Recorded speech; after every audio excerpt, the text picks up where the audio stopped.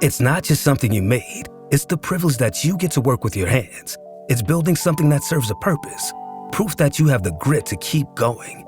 At Timberland, we understand you take your craft seriously, and we do too, which is why our products are built to the highest quality. We put in the work so you can perfect yours, with purpose in every detail and crafted with intention. Timberland, built on craft. Visit Timberland.com to shop. Good morning. It's Monday, March 30th, and this is the Brussels Playbook podcast.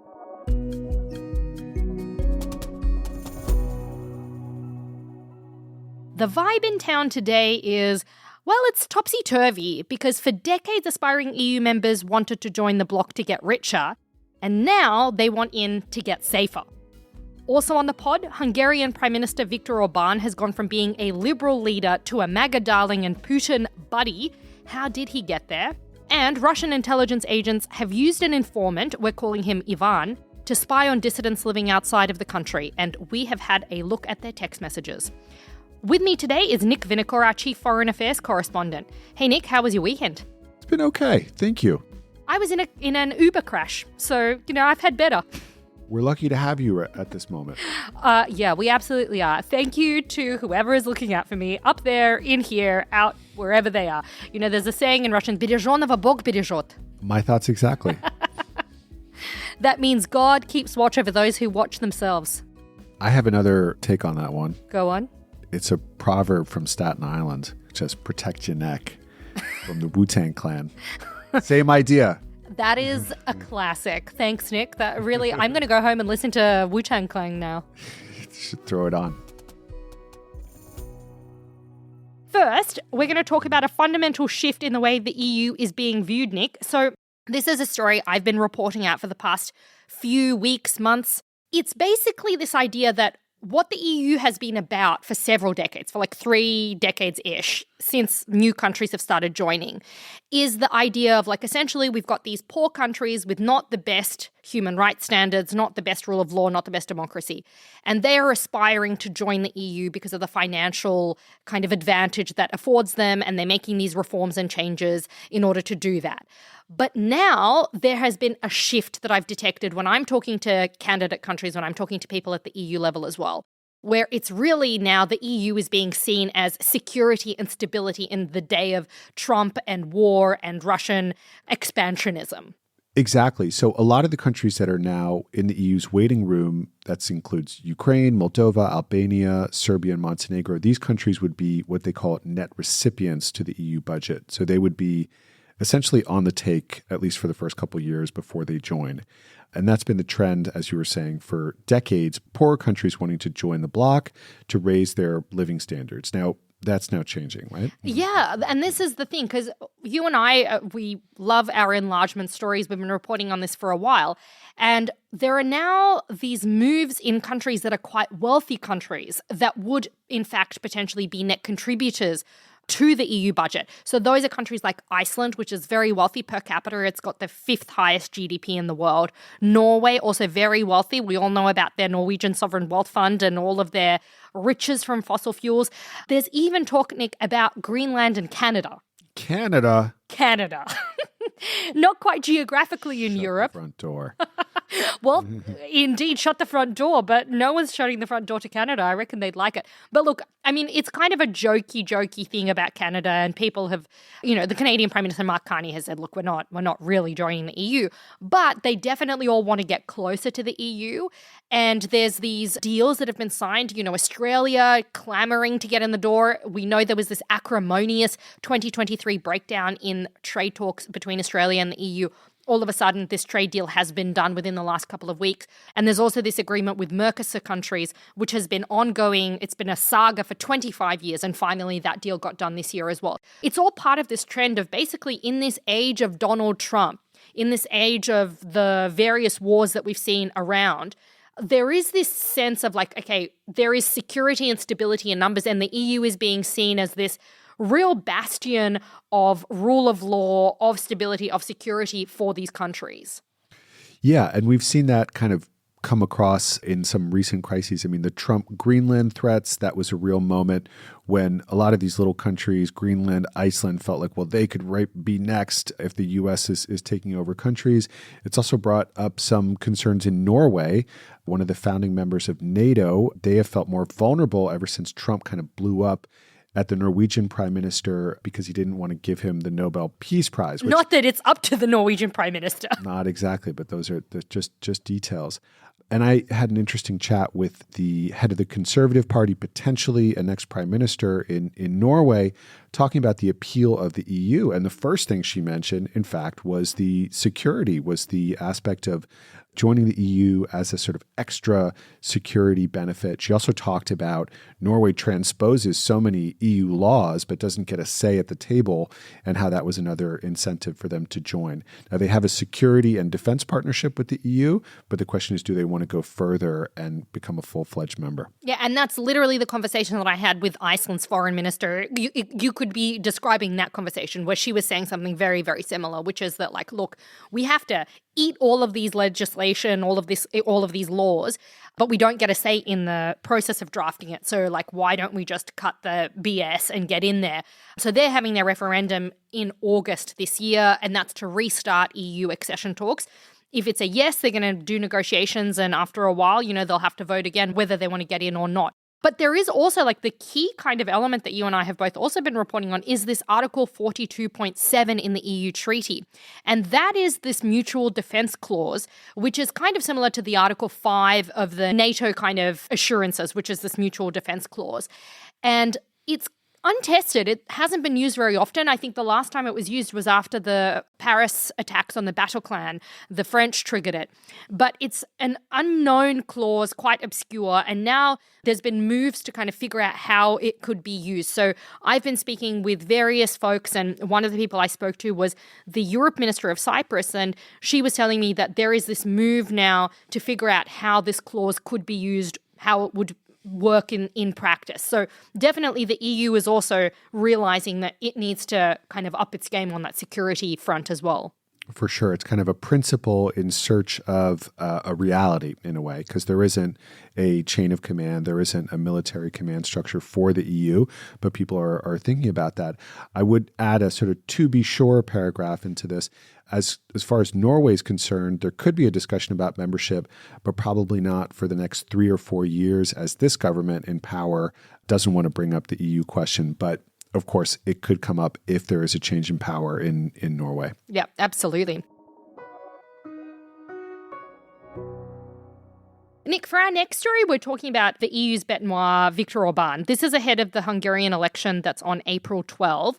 Today, we've got a couple of interesting stories. The first is this one by our colleague Jamie Detmer, who is basically charting Viktor Orban's rise. Interestingly, he started out as this liberal, kind of centrist, cool, hip guy, activist, anti-communist, and now he's kind of MAGA man in Europe.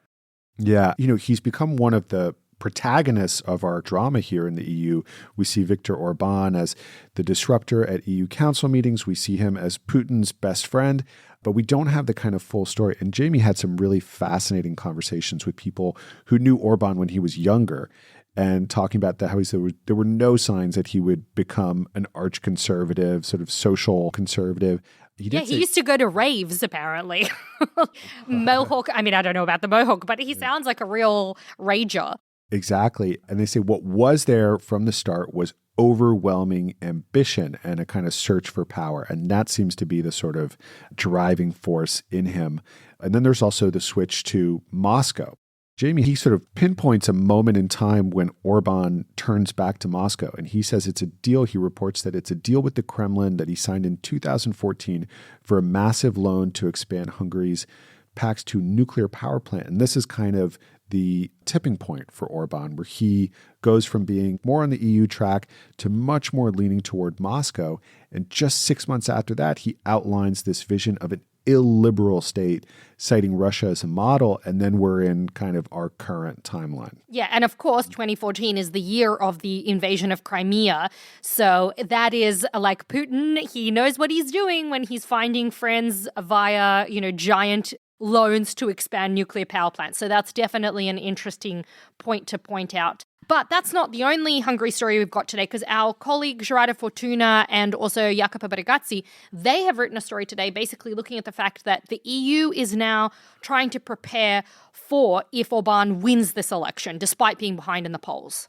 Yeah, and this is a scenario that you hear from a lot of people. He's very behind, but people say, look, Orbán, this is a state that they shaped, and it's totally possible that they would produce an election result that sees him reelected.